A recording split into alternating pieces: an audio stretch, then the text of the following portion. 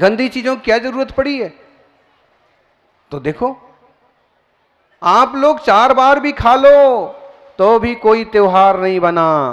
आदिनाथ भगवान ने 1 बार आहार लिया, आखा तीज का त्योहार बन गया। दुनिया में प्रसिद्ध है, अक्षय तृतीया अबूझ मुहूर्त है। किसी दिन शादी हो ना हो, उस दिन जरूर होती कि नहीं होती?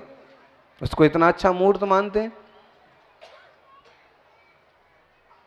हम कहना ये चाहते कि जैसे उन प्रभु ने 1 बार भोजन लिया और त्योहार बन गया, तो कम से कम हम ऐसा कुछ करें कि हमारा आहार त्योहार बने ना बने, उपकार जरूर बन जाए। पास में अगर 4 रोटी हैं तो 2 खुद खाओ, 2 किसी और के काम आने दो। जो खिलाने में मजा है, आप खाने में नहीं। खिलाना भी सीखो, देना भी सीखो। बहुत जरूरतमंद लोग भी दुनिया में हैं।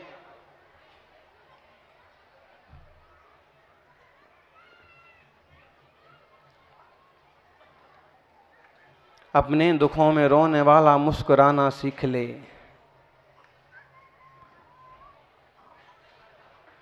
और के दुख दर्द में तू काम आना सीख ले। जो खिलाने में मजा है, आप खाने में नहीं। जिंदगी में तुम किसी के काम आना सीख ले। उदार बनिए,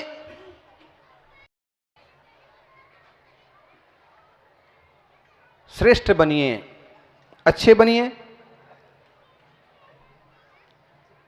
सच्चे बनिए, और जो कुछ है सो बनिए।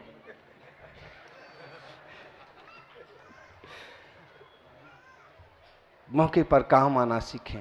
क्योंकि आप लोग तो प्रसिद्ध हैं कि शांत स्वभावी और दयालु शाकाहारी देशभक्त समाज। फिर भी अपन जो कुछ कर सकते हैं, जितना कर सकते हैं, करना चाहिए।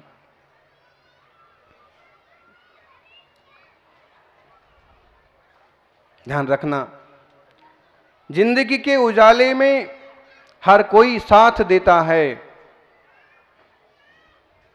जिंदगी के उजाले में हर कोई साथ देता है।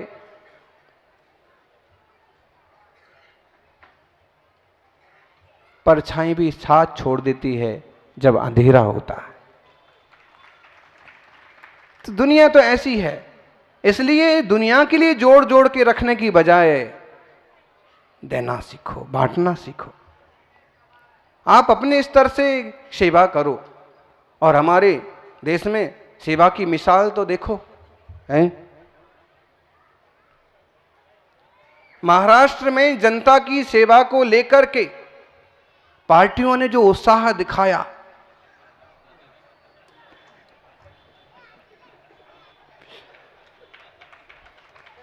जनता की सेवा लेकर के नेताओं में जो मारामारी हुई, उसको देख करके तो आंखों में पानी आ गया। हे भगवान, हर देश को ऐसे नेता मिले। जनता की सेवा करने का कितना मतलब।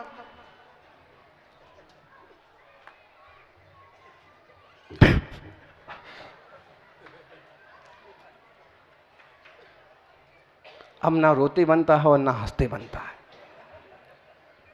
गंभीरता बहुत जरूरी है। छीना झपटी ये तो एक तुच्छ लोगों की। गंभीर और समझदार समाज तो वो है जो आदर्श निर्माण करे। हमारा देश, हमारी संस्कृति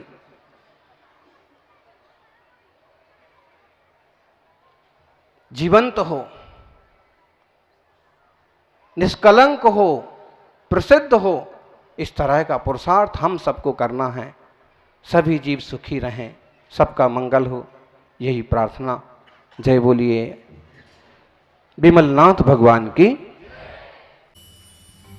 घनत रस राजा की रूप में अहिंसा, दया, करुणा का उपदेश दिया था, वैसे ही आपने मुनि अवस्था में उसका परिपूर्ण पालन किया, उपदेश दिया।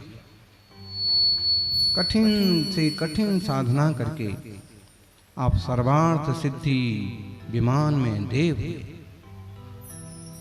एक भवावतारी हो गए।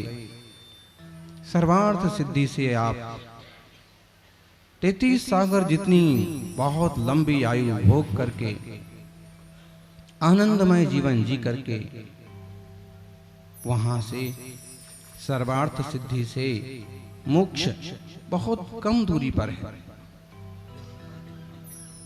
12 योजन जितना अंतर है, तो भी आप वहां से सिद्ध नहीं हो सके, क्योंकि देवता सिद्ध नहीं होते हैं। और दूरी कितनी कम हो, जब तक आत्मा शुद्ध ना हो तब तक कोई सिद्ध नहीं होता।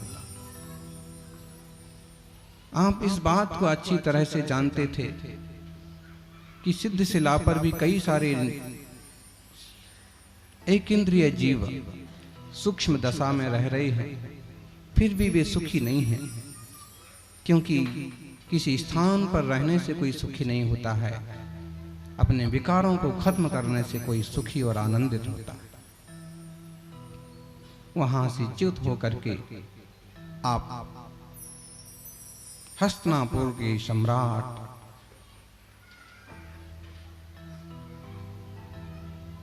विश्वसेन महाराज के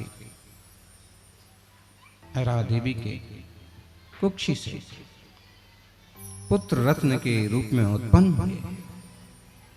देवताओं ने आपका गर्व कल्याणक मनाया, सौधर्मादि इंद्रों ने जन्म कल्याणक मनाया। किशोर अवस्था में देव आपके साथ क्रीड़ा करते थे और आप बढ़ने लगे। युवा होते ही सम्राट पिता ने आपको अपना राज सौंप दिया, आपको राजा बना दिया। आपकी योग्यता, आपकी सुलक्षणता, आपकी सुंदरता को देख करके कई सारे राजाओं ने अपनी पुत्रियां आपको ब्याह दी। आपने अपने पौरुष के बल पर, अपने पुण्य के बल पर चक्रवर्तित्व प्राप्त किया और 6 खंड विजय करके हस्तिनापुर को राजधानी बनाया। सारे राजाओं ने आपके अनुशासन में रहना पसंद किया। इतने सारे वैभव के बीच भी आप जल में कमल की भांति रहे। हे प्रभु, आपका एक एक चरित्र हमें सिखाता है कि यदि हमें भी भव के पार जाना है तो कैसे बनना होगा, क्या करना होगा। आप राज्य में आसक्त नहीं हो गए। सर्व संपदा को भोगते हुए भी जब आपके पुत्र योग्य हो गए, आपको एक श्वेत बाल देख करके, मेघ विघटन देख करके और विकल्प हुआ, संसार में सब कुछ नश्वर है। इस मेरे जीव ने भी अनेक बार सुख भोगे हैं राज्य के, 2 बार चक्रवर्ती हुआ, लेकिन परिपूर्ण आनंद आज तक नहीं मिला। इसलिए मुझे परिपूर्णता की ओर जाना है, सच्चिदानंद स्वरूप को उपलब्ध होना है। ऐसा भेद ज्ञान होते ही, ऐसा निर्णय होते ही आप वैराग्य रस में डूब गए। परम शांत उदासीन हो गए। लौकांतिक देवों ने आकर के आपके मंगलमय वैराग्य की अनुमोदना की। उन्होंने कहा कि हे प्रभु, आप तो परम वैरागी हैं, हमारे उपदेश की जरूरत नहीं है, फिर भी हम अपने को सौभाग्यशाली समझते हैं कि आपके वैराग्य की अनुमोदना करने का हमें मंगल अवसर प्राप्त हुआ। वैराग्य की हवा सब तरफ फैल गई। माता पिता, पुत्र पुत्रियां, पत्नियां, रिश्तेदार सब मनाने को टूट पड़े।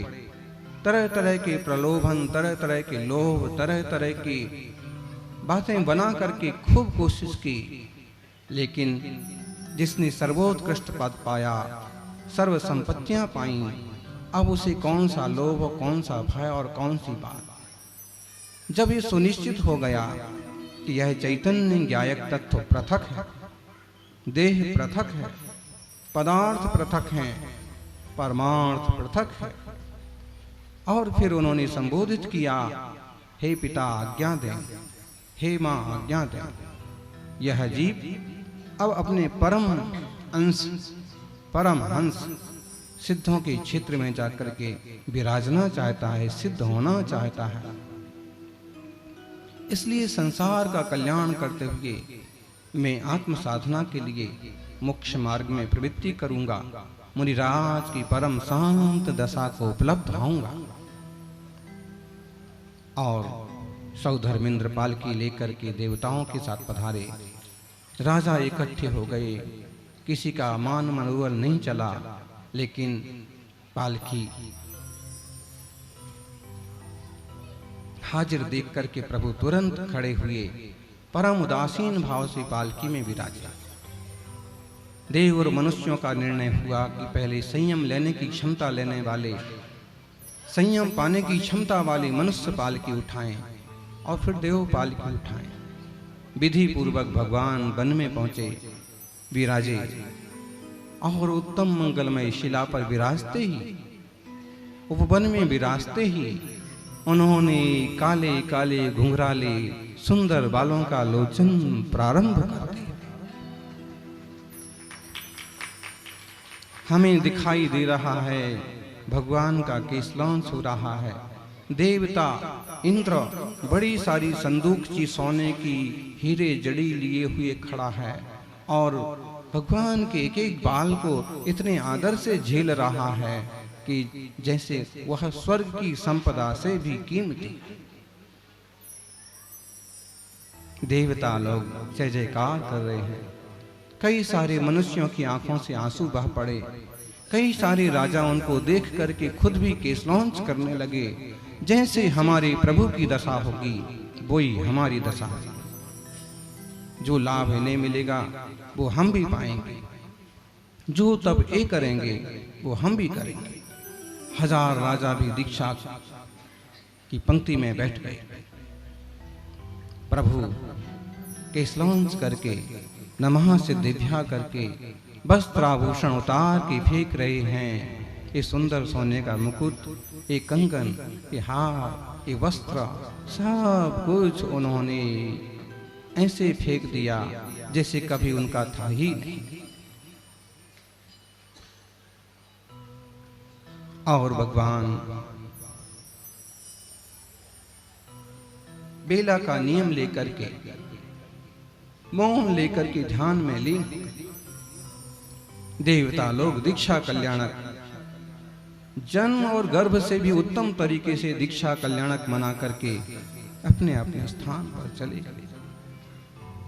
भगवान बेला के बाद पारणा को पहुंचे। श्रेष्ठ श्रावक और अच्छे राजा, उनके वहां उनका पड़गाहन हुआ, चिरान का आहार हुआ।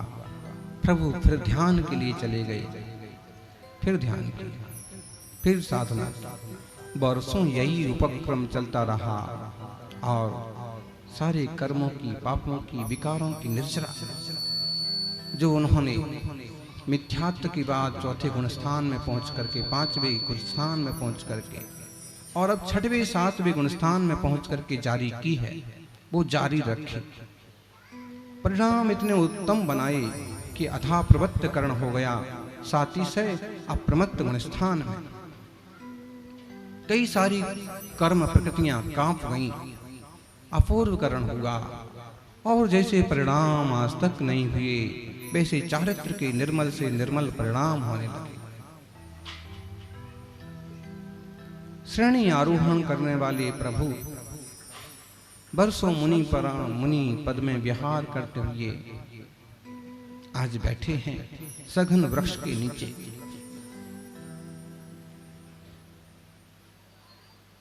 नौवे गुण स्थानों में पहुंचे। परिणाम इतने ऊंचे चढ़ गए कि अब ऐसे ही भाव हो रहे हैं जो दोबारा नहीं होना है। नए नए भाव, नए नए परिणाम, नई नई शुद्धता, नई नई निर्मलता। बादर कसाएं खत्म हो गईं, वेद खत्म हो गए, विकार खत्म हो गए। 10वें गुण स्थान में पहुंचे जहां केवल सूक्ष्म सांप्राय, हल्का सा लालामी मोह, और यहाँ परम विशुद्धि के बल पर वे सीधे 10वें गुण स्थान को छोड़कर उपसम श्रेणी मारने की बजाय शपक श्रेणी चढ़ करके 12वें गुण स्थान में पहुंचे। 12वें गुण स्थान में ज्ञानावरण, दर्शनावरण, अंतराय। मोह तो पहले ही मर गया है 10वें गुण स्थान, और इन चारों का नाश करके, खत्म करके, 46 प्रकृतियों का नाश करके, नाम कर्म की और कुछ आयु कर्म की प्रकृतियों का खात्मा करके, टोटल 63 कर्म प्रकृतियों को नष्ट करके भगवान अरहंत केवली हुए। देवताओं ने फिर आकर के केवल ज्ञान कल्याण की पूजा की, मंगल महोत्सव मनाया, गणधर चक्र आयुध पधारे और प्रभु की दिव्य ध्वनि खिलने लगी। लोक का कल्याण हुआ। कई सारे लोगों ने मुनिराज के व्रत स्वीकार किए, कई ने संयम स्वीकार किया। वेद ज्ञान, तत्व ज्ञान के बल पर कई सारे सम्यक दृष्टि बने। वीतराग जिन शासन की दिग दिगंत में जय जयकार होने लगी, और भारत सहित कई देशों में सारी पृथ्वी पर विहार करते हुए प्रभु ने श्रेष्ठतम ऊंचे समोषण में विराजित होकर के दिव्य ध्वनि से जन समुदाय को संतृप्त किया। और सहज प्रवृत्ति जो उनकी होती थी, वे जानबूझ करके कुछ काम नहीं करते थे। जो जो उदय है सिर्फ उस उदय को चुकाते थे, भुगते थे। और वे प्रभु जब आयु के अवसान का समय आया तो श्रेष्ठतम तीर्थ समेत शिखर के ऊंचे शिखरों पर पहुंच गए। वहां की कुंद प्रभकूट के ऊपर उनका 5000 धनुष ऊपर जो आसन था वो वैसा का वैसा विराजित हो गया। समोषण विघटित होने के बाद भी प्रभु पद्मासनस्थ मुद्रा में शांत विराजे हैं।